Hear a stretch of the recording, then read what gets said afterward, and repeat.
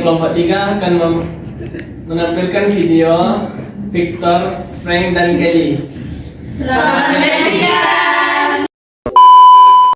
Baiklah, kami di sini akan menjelaskan tentang psikologi kepribadian humanistik dengan teori Victor, Frank, dan Kelly. Sebelum itu, apa sih pengertian dari humanistik? Humanistik adalah salah satu pendekatan atau aliran dari psikologi yang menekankan kehendak bebas, pertumbuhan pribadi, kegembiraan, kemampuan untuk pulih kembali setelah mengalami ketidakbahagiaan, serta keberhasilan dalam merealisasikan potensi manusia. Makna hidup dalam psikologi dikenal sebagai teori logoterapi yang dibawakan oleh Victor Frank. Dengan kata lain, logoterapi Victor Frank menunjukkan bahwa makna hidup seseorang terdapat dalam individu sendiri, yaitu dengan mencari dan menemukan makna yang terkandung di dalamnya. Untuk menuju makna hidup yang sebenarnya bisa melalui fase penderitaan ataupun kebahagiaan. Logoterapi mengakui dimensi kerohanian manusia di samping jiwa dan fisik. Logoterapi kemudian meluas menjadi filsafat manusia, teori kepribadian, teori psikopatologi, dan psikoterapi. Asas-asas logoterapi antara lain yang pertama, hidup tetap punya makna dalam setiap situasi. Makna adalah sesuatu yang dirasa penting serta memberi nilai khusus dan layak dijadikan untuk tujuan hidup. Yang kedua, setiap manusia punya kebebasan untuk menemukan makna hidupnya sendiri. Yang ketiga, setiap manusia punya kemampuan untuk mengambil sikap terhadap penderitaan dan peristiwa tidak dapat dihindari setelah upaya menghindari tidak berhasil. Sikap yang tepat adalah sikap yang menimbulkan kebijakan pada diri sendiri dan sesuai dengan nilai kemanusiaan dan norma yang berlaku. Selanjutnya, ada beberapa ajaran dari logoterapi. Yang pertama, dalam setiap keadaan apapun, kehidupan selalu punya makna. Yang kedua, kehendak untuk hidup bermakna merupakan motivasi setiap orang. Yang ketiga, dalam batas tertentu, manusia punya kebebasan dan tanggung jawab pribadi untuk memilih, menentukan, dan menemui makna dan tujuan hidupnya. Yang keempat, hidup yang bermakna direalisasi dengan 3 nilai kehidupan. Salah satunya seperti nilai kreatif, creative values, selanjutnya nilai penghayatan, experiential values, dan nilai bersikap, attitude values. Oke, yang selanjutnya ada struktur kepribadian manusia menurut logoterapi. Ada 3 unsur yang mempengaruhinya. Yang pertama adalah internal, yang kedua eksternal, dan yang terakhir transendental. Internal adalah bakat dan kemampuan, sarana, daya pribadi, kualitas insani, hasrat untuk hidup bermakna, dan kemampuan untuk menentukan apa yang terbaik bagi dirinya sendiri. Yang kedua ada eksternal. Eksternal dipengaruhi oleh lingkungan alam, tradisi budaya, dan situasi masyarakat. Dan yang terakhir adalah yang ketiga adalah transendental, yang dipengaruhi oleh kemampuan untuk mengatasi kondisi kehidupan saat ini dengan menentukan apa yang diidamkan dengan memanfaatkan daya imajinasi, willpower, merencanakan, dan mengambil sikap atas kondisi tragis. Selanjutnya kita akan masuk tentang dinamika kepribadian manusia menurut logoterapi. Setiap orang selalu mendambakan kebahagiaan dalam hidupnya. Kebahagiaan tidak terjadi begitu saja. Mereka yang berhasil akan mengalami hidup bermakna dan mendapatkan reward berupa kebahagiaan. Tapi yang tidak berhasil akan mengalami kekecewaan dan kehampaan. Kehampaan dan kekecewaan yang berlarut-larut dan tidak teratasi menyebabkan gangguan neurosis, mengembangkan karakter totaliter dan konformis.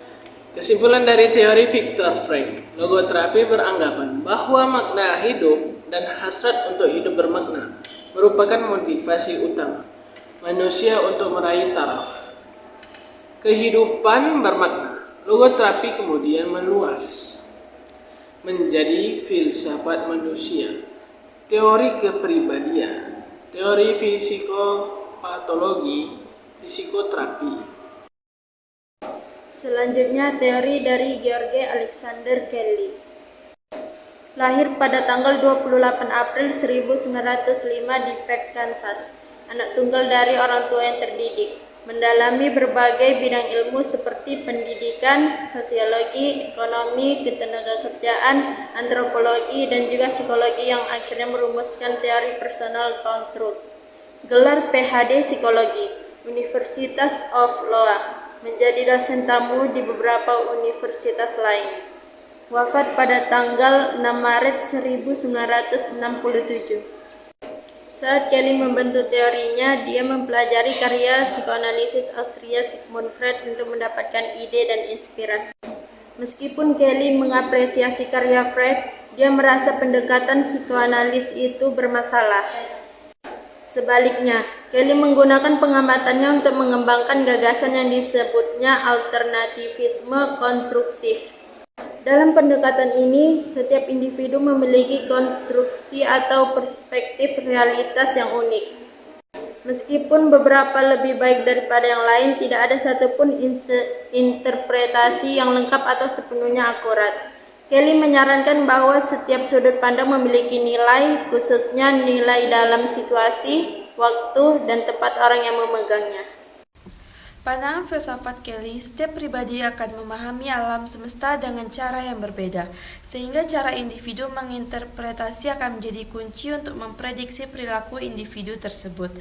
Teori konstruk personal tidak berusaha untuk menjelaskan alam, melainkan sebuah teori mengenai konstruksi manusia terhadap peristiwa-peristiwa, yaitu pencarian pribadi mereka ke dalam dunia mereka.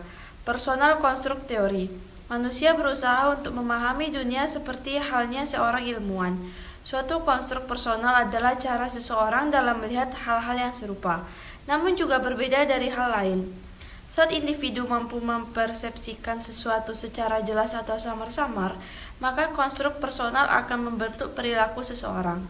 Manusia akan menggunakan personal konstruk untuk memahami dunia, menyerupai paradigma.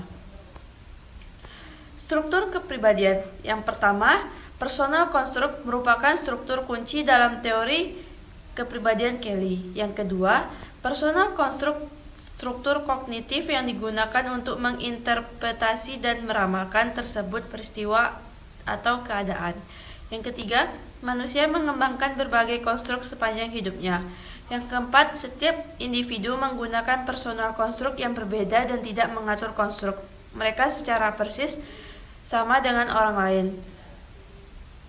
Yang kelima, konstruk yang sudah ada dapat diperbaiki, dimodifikasi, atau dielaborasi karena manusia dan peristiwa selalu berubah dari waktu ke waktu. Yang keenam, tidak ada konstruk yang absolut. Yang ketujuh, konstruktif alternatif. Manusia bebas untuk memperbaiki atau mengganti konstruk personalnya berdasarkan beragam peristiwa yang dialami. Ada 11 tipe struktur kepribadian corollary. Yang pertama, contraction corollary. Individu mengantisipasi peristiwa di masa depan dengan berdasarkan interpretasi terhadap tema pengalaman yang berulang. Yang kedua, individuality corollary. Perbedaan individu membuat manusia berbeda-beda dalam membuat konstruk atas suatu peristiwa atau tergantung interpretasi masing-masing. Yang ketiga, organization corollary. Individu mengorganisasikan konstruk pribadinya dalam suatu sistem hierarki. Yang keempat, dichotomy corollary. Sistem konstruk manusia terdiri atas sejumlah konstruk dikotomis, yaitu baik dan buruk. Yang kelima, choice corollary. Individu memilih sendiri alternatif dari konstruk dikotomis tersebut sehingga mempertimbangkan jangkauan pilihannya di masa depan. Yang keenam, range corollary. Suatu konstruk hanya dapat digunakan untuk mengantisipasi peristiwa tertentu atau ada dapat digunakan untuk beragam situasi, ada yang hanya dapat digunakan untuk situasi yang terbatas. Yang ketujuh, experience corollary. Sistem konstruksi manusia berubah sebagai hasil dari pengalaman manusia yang berubah. Yang kedelapan, modularization corollary. Variasi dalam sistem konstruk dibatasi oleh peresapan konstruk tersebut. Terlalu mudah atau terlalu sulit untuk menyerap sesuatu. 9. Fragmentation corollary. Manusia dapat mentoleransi berbagai subsistem konstruksi yang bertentangan satu sama lain tanpa memodifikasi konstruk keseluruhan. Yang ke-10, commonality corollary. Individu dapat menerapkan konstruk yang sama dengan orang lain jika proses psikologisnya sama, normal, kultural, moralitas, idealitas. Yang ke-11, sociality corollary. Individu membentuk proses konstruksi dari orang lain sehingga dapat berperan dalam suatu proses sosial yang melibatkan orang lain. Selanjutnya, kesimpulan dari teori Kelly kepribadian individu akan memahami alam semesta dengan cara yang berbeda, sehingga cara individu menginterpretasi akan menjadi kunci untuk memprediksi perilaku individu tersebut. Teori konstruk personal merupakan teori mengenai konstruksi manusia terhadap peristiwa-peristiwa, yaitu pencarian pribadi mereka ke dalam dunia mereka. Sekian video dari kami. Wassalamualaikum